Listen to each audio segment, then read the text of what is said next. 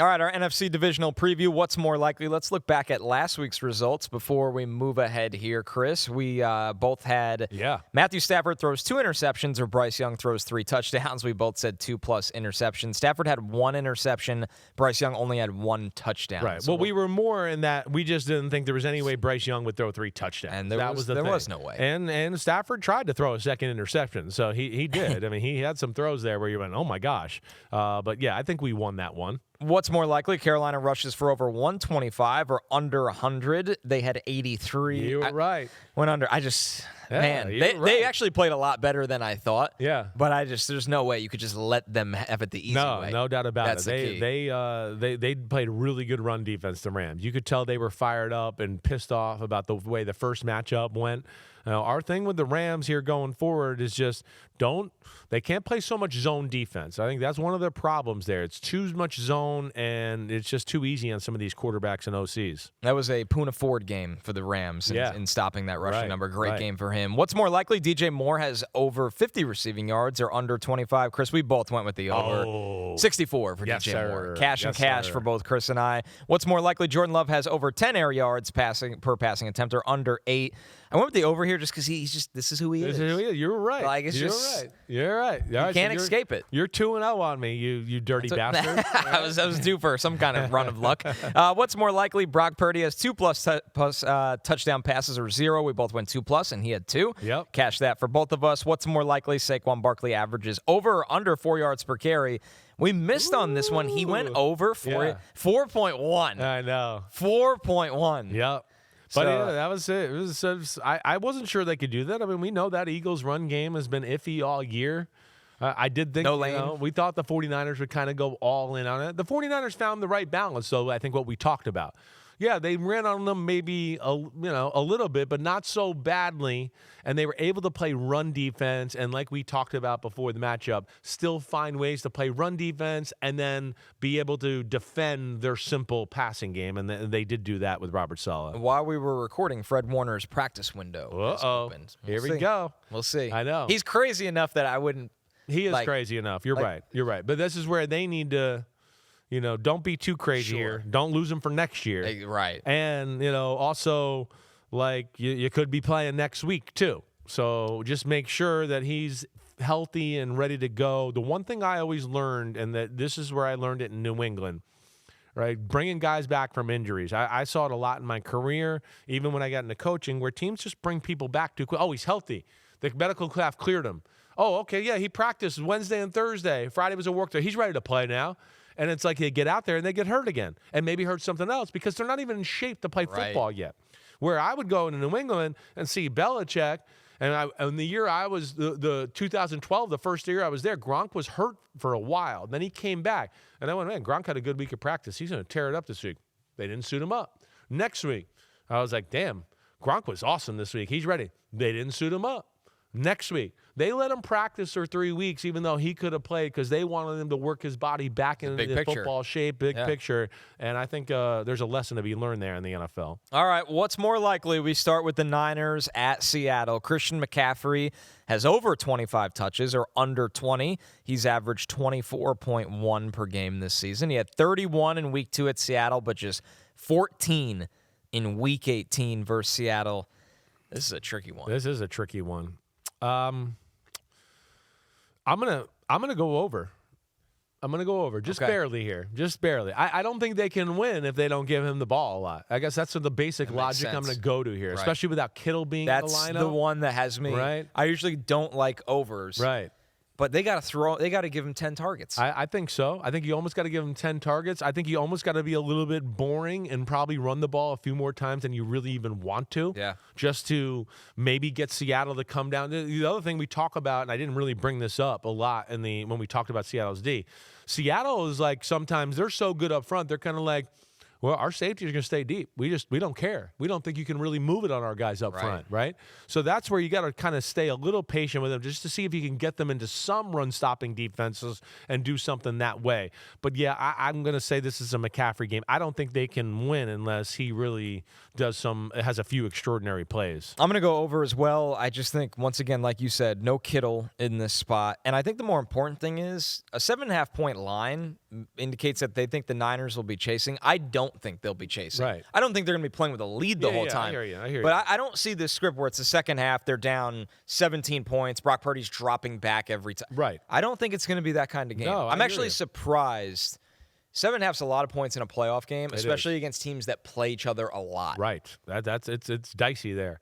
And you know, to your point, I think they will run the ball to even help their defense out a little bit, knowing, hey, we're not at full strength. Slow it down. You know, like we talked about before, Seattle did move the ball, slow it down a little bit, and you know, hopefully their defense gets out of rhythm and is not ready to fly around when we come back on the field. On the other side of this game, what's more likely? Sam Darnold has over 9 yards per passing attempt or under 8. Darnold has 8.5 yards per attempt this season. That's second in the NFL, only behind Drake May. Quarterbacks had 7.1 yards per attempt versus San Francisco this season, and Jalen Hurts had just 4.8 last week. I'm going to go under here, Chris. Okay. Under 8. I think that I just don't think Saleh schematically will allow it to be that kind of game where let's get torched over the top by Sam Darnold. I hear you. This is a tough one. Pete did a good one here. And will Kubiak want Darnold to play that way? That's the other thing too. That's what it. And then you know, I'm going to go over on this one. Okay. Life's too short to play the under. That's all right. That's right. But I think that, you know, even watching the other day, the 49ers, and you've kind of heard me say this about some other defenses, I think they know they're not crazy good on defense. So they have to kind of overplay some situations. And I think because of that and the way Seattle ran the ball on them in Week 18, that they're going to play, I think, some 3rd and 4s and 3rd and 5s and go, we're going to stop the 6-yard pass. Like, we're going to go all in on stopping that. And I think that's where you got to be Seattle and look for some shots down the field. I think they're going to catch them creeping up in the line of scrimmage a little bit. I'll go over on this one and differ against you. I need to catch up and beat you in some of these. The other NFC game, our game, Sunday night, you'll be boots on the ground for the Rams at Chicago. Wild note on this game. This is the most wild stat I can remember in a long time. I was trying to even just like wrap it around my head, and I can't. John Breach said, with the Rams facing the Bears in the divisional round, Sean McVay will somehow be facing his 15th different team in 15 career playoff games. That seems impossible. It seems impossible. I mean, it's crazy that he's played the whole NFC It's ridiculous. And never repeated anybody playing anybody. I was going through in my head when I saw the tweet last night, and I was like, he played the Lions, he's played the Falcons, he's played the Cowboys, right? They played the Bucks and Brady. I was like, holy crap, they did. They played everybody. So he's been in 2 Super Bowls, right? He's been in 2 Super Bowls. So 13 NFC teams. 13. Almost NFC all of them. teams. But like, there's just been teams that have been so bad for so long. It's the fact he's at this number. I know. It is completely out of the... crazy. It's wild. wild. It's crazy.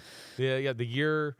You know, the Bears were pretty good the year they went to the Super Bowl and lost to the Patriots, but they didn't have to play them in the playoffs. They played them in the regular season. But, yeah, it's just amazing that there's been no crossover there. Wild stat right there. So what's more likely, Matthew Stafford throws an interception or Caleb Williams does? Stafford and Caleb each have 9 this season. Stafford had 1 last week. Caleb had 2.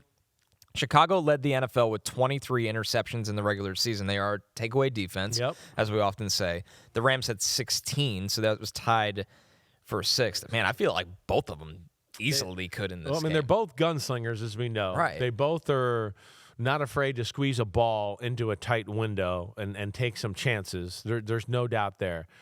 I'm going to go with Caleb. I'll go with Caleb here. I guess I just have a little more faith in the Rams defense, and that's it. I got a little more faith in Stafford playing playoff football at this point. Right. I think that's what I'll base it on. But I would not be shocked if we saw both of them throw an interception, but I'm going to have a little more faith in Stafford. Yeah, it's just betting again, like the defense, Shula, the talent. they create a little bit more chaos with their front four. Exactly right. And like that's something people miss with interceptions. It's really more about what your front four creates against the quarterback for the back end. Right. But Quentin Lake could grab one, whoever it may be. Definitely. Yeah, Quentin Lake will have another game under his belt. I bet he'll Curl. be better than he was last week. Right. Yeah, we see eye to eye on this one. Definitely. What's more likely, Matthew Stafford has more holy shit throws or Caleb Williams does? This is a completely real stat that Pete will track during the game. I'm going to take Caleb Williams again. Yeah. Because this is just the way he plays. Right. And also, him being at home, he might be a little bit more comfortable at times, like feeling those chances. I think so. I think this is a game where Stafford will have a little bit more awareness of, like, I can't try that here. I think Caleb, so, too. I don't think, has that callous yet. I'm going to go with Caleb, too. Yeah. I'm going with Caleb, too. And one off you there on what you're kind of saying here, too, is like to your point with Matthew Stafford, I think he's going to realize and go, wait, I'm going to have plays all night here. Right. People can make plays against Chicago. I don't need to do it. I think on the other side, like Caleb is going to hit some points where he's going to go, wait, I got to jumpstart something. I got to make a play here. We can't do anything. And he'll try to make some magic happen in certain scenarios. So, yeah, I'll go with the guy that's made the most holy shit throws, it seems like, in the last 6 weeks. Even though the other guy is holy shit, he makes a lot of good throws. But, man, Caleb Williams is doing stuff that I haven't seen very many people do ever. Yo, thanks for watching, homies. We are now in the NFL season here on Chris Simms Unbuttoned. Hit subscribe to get our weekly picks, game recaps, film deep dives, and much, much more. Thanks again for watching. Subscribe, rate, review. Peace out. You know where to find us.